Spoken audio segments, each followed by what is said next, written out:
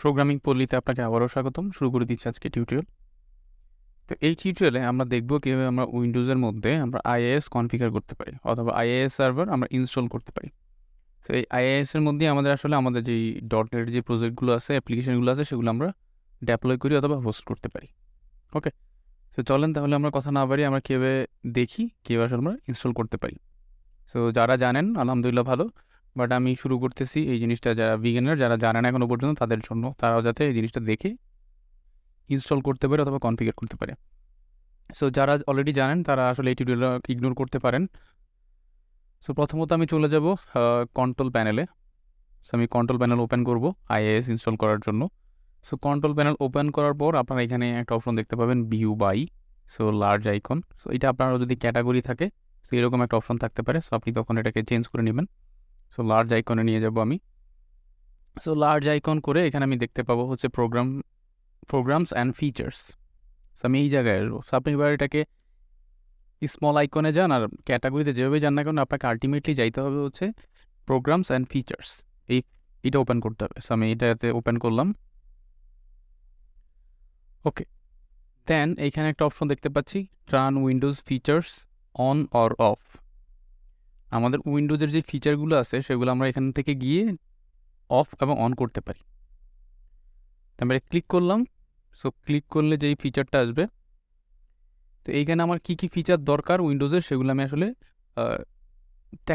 Tick চিহ্ন দিয়ে দিব। ওকে, চেকমার্ক করে দিব যেগুলো যেগুলো আমি চাই আসলে। তো ফার্স্ট অফ অল আমি এখানে .NET ফ্রেমওয়ার্ক যেগুলো আছে এগুলো এটা আমার দরকার। সো আমি এগুলো নিয়ে নিব। সো .NET ফ্রেমওয়ার্ক এখানে 3.5 আছে, এইটা আমি নিয়ে নিচ্ছি। দেন এখানে 4.8 আছে, এইটাও আমি সিলেক্ট করে রাখবো। যদি সিলেক্ট থাকে ফাইন, সিলেক্ট আছে, যদি না থাকে আপনারা সিলেক্ট করে নেবেন। সো WCF সার্ভিসেস এইটা সিলেক্ট আছে বাই ডিফল্ট, এটা নিয়ে নিতে পারি। দেন আমি নিচে চলে আসবো, সেটা হচ্ছে আমাদের মেইন যেই ফোকাস, সেই ফোকাসটা হচ্ছে ইন্টারনেট ইনফরমেশন সার্ভিস, যেটাকে আমরা শর্ট ফর্ম হিসেবে IIS বলি। Okay, internet information service, so services. ওকে,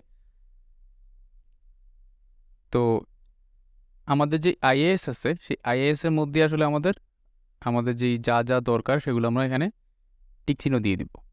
যেগুলো যেগুলো আমি যেই ফিচারগুলো আমি চাই, যেই ফাংশনালিটিগুলো আমি রান করতে চাই, সেগুলো আমি আসলে এইখানে অন করে দিব। FTP সার্ভার, আমরা FTP সার্ভার আপাতত ইগনোর করি। সো এটা হচ্ছে নর্মালি যদি বলি ফাইল ট্রান্সফার প্রোটোকল। আমরা যদি কখনো ফাইল নিয়ে কাজ করি, ফাইল ট্রান্সফার করতে যাই, তখন আসলে FTP সার্ভারটা খুব কাজে লাগে।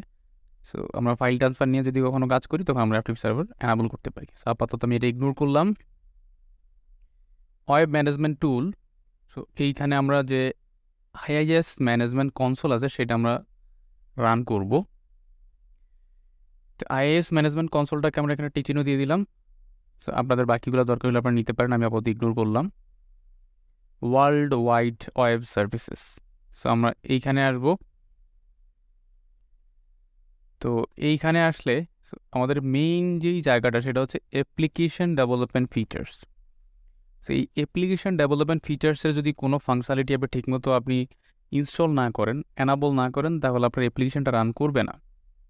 সো অ্যাপ্লিকেশন রান করতে হলে অবশ্যই আপনার এই জিনিসগুলো, এই যেই ফিচার্সগুলো আছে এই ফিচার্সগুলো পারফেক্টলি আপনার এনাবল করতে হবে। সো আমি এখানে আপাতত সবগুলোই দিয়ে দিচ্ছি, আমার সবগুলোই দরকার।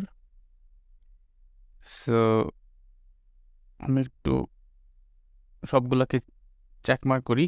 সো ওয়েব সকেট প্রোটোকল যদি কোনো দরকার হয়, সো আমি আপাতত দিয়ে রাখলাম।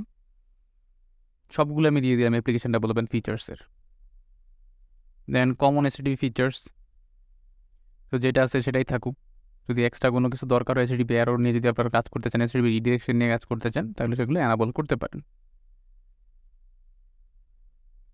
Health and diagnostics, so health and ডায়াগনস্টিক্সে আমি খুব বেশি যে দুটো ওপেন করি সেটা হচ্ছে রিকোয়েস্ট মনিটর এবং ট্রেসিং। সো এই দুইটা যদি আপনি ওপেন করেন, আপনি রিকোয়েস্টগুলো মনিটর করতে পারবেন। সো আপনার অ্যাপ্লিকেশন কোন পিসি থেকে, কোন ব্রাউজার থেকে, অথবা কোন IP থেকে হিট করতেছে, রিকোয়েস্ট করতেছে, সেটা আপনি ট্রেস করতে পারবেন। আচ্ছা, সো সিকিউরিটিতে যদি বলি, এখানে বেসিক অথেন্টিকেশন দিয়ে দিব, রিকোয়েস্ট ফিল্টারিং, আর হচ্ছে উইন্ডোজ অথেন্টিকেশন। আমি মিনিমাম যেগুলো আছে সেগুলো আমি দিয়ে যাচ্ছি, বাট আপনাদের যদি দরকার হয় আপনার চাইলে আরও আপনারা সিলেক্ট করে নিতে পারেন, অথবা আরও চাইলে অন করে নিতে পারেন। সো পারফরমেন্স ফিচার্স, তো যেটা বাই ডিফল্ট আছে সেটা নিয়েই থাকুক, আমার কোনো আর মাথা ব্যথা নেই। এই হচ্ছে বেসিক আইএএস এর জন্য যেই ফিচারগুলো অন করতে হবে সেগুলো আমি দেখালাম। সো অবশ্যই এই ফিচারগুলো অন করতে হবে, বিশেষ করে অ্যাপ্লিকেশন ডেভেলপমেন্ট ফিচার্সের সবগুলোই আপনি চাইলে দিয়ে দিবেন। আদারওয়াইজ আপনি অ্যাপ্লিকেশন রান নাও করতে পারে, অথবা অ্যাপ্লিকেশন রান করে নিয়ে একটু প্রবলেম যখন ফেস করেন আপনি চেক করে দেখবেন আপনি অ্যাপ্লিকেশন ডেভেলপমেন্ট ফিচার্সের সবগুলো ফাংশনালিটি অন আছে কিনা। ওকে, আচ্ছা ফাইন, আমি সবগুলো সিলেক্ট করলাম। সিলেক্ট করার পর আমি এখন ওকেতে ক্লিক করব। সো দেন হচ্ছে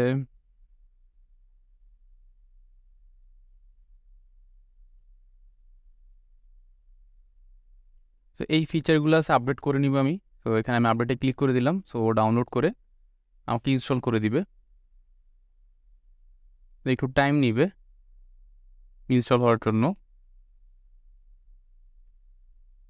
তো আমি এখানে দেখতে পাচ্ছি আমার উইন্ডোজ কমপ্লিটেড রিকোয়েস্টেড চেঞ্জেস। আমি যেই চেঞ্জেসগুলো দিলাম সেই চেঞ্জগুলো অলরেডি চেঞ্জ হয়ে গেছে, আপ টু ডেট হয়ে গেছে, অথবা আমার যে ফিচারগুলো আমি সিলেক্ট করলাম সেগুলো সব অন হয়ে গেছে। আচ্ছা, তো এগুলো অন হওয়ার পর আমি কীভাবে দেখতে পাবো? তো আমি এখানে যদি আসি, লিখি সিম্পলি আইএএস। সো দেখেন আমি আইএএস যদি লিখি এখানে আমি দেখতে পাবো internet information services, shortcut IAS manager. So আমি আইএএস ম্যানেজারটা দেখতে পাবো। সো এইটা হচ্ছে আমার আইএএস ম্যানেজার। সো আমি আইএএস ম্যানেজারে গেলে সাইটে যদি যাই, সাইটস একটা ডিফল্ট ওয়েবসাইট হিসেবে আমি একটা ওয়েবসাইট বাই ডিফল্ট যেটা ক্রিয়েট করে দেয় সেটা আমি দেখতে পাবো। সেটা হচ্ছে লোকাল হোস্টে দেখতে পাবো আমি। তো এখানে আমি দেখতে পাচ্ছি আমার আইএস ইনস্টল হয়ে গেছে পারফেক্টলি। ওকে, তো ইনস্টল হওয়ার পর আপনি কীভাবে বুঝতে পারবেন? জাস্ট সিম্পলি ব্রাউজারে চলে যাবেন।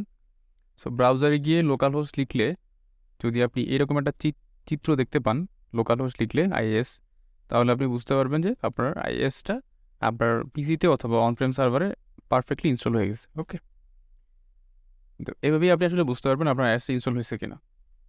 তো এই ছিল এই টিউটোরিয়াল। আমরা দেখলাম কীভাবে আমাদের উইন্ডোজের মধ্যে আমরা আইএস ইনস্টল করতে পারি। সো পরবর্তীতে আমরা আমাদের যেই ফার্স্ট যে মাইক্রো সার্ভিসটা আছে catalog.api মাইক্রো সার্ভিস, সেই মাইক্রো সার্ভিসটা আমরা আইএসের মধ্যে পাবলিশ করব, ডেপ্লয় করব। ওকে, সেই পর্যন্ত সাথেই থাকবেন, ভালো থাকবেন, আল্লাহ হাফেজ।